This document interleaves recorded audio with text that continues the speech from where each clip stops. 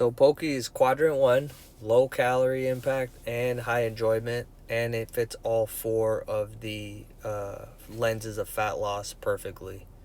Ingredients are very minimal. I would say fish, soy sauce, sesame seed oil, onion is probably as much as you need.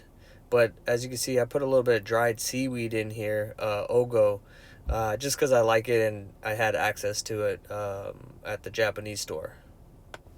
So quality of fish is very important. I would make sure to get as fresh of fish as possible. This is locally brought in daily to the Japanese grocery store, and then you just cut it up into small little squares or cubes, and then you throw it back into your bowl, and that's pretty much it. And then we put in our 2 tablespoons of soy sauce and 1 teaspoon of sesame seed oil, and you'll see what I like to add is a little bit of wasabi oil, probably about a half teaspoon, because it gets pretty spicy, but this is obviously optional, not required.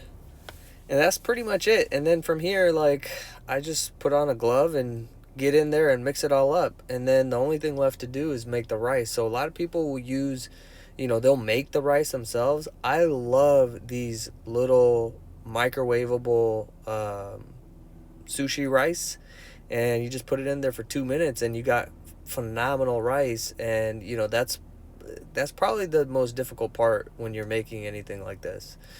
I like these like rice seasonings. You can get them pretty much anywhere. And that's it. And you got low calorie, high enjoyment, high protein, and just one of the best options I would say that, you have available as far as delicious foods that help you stay lean and lose fat.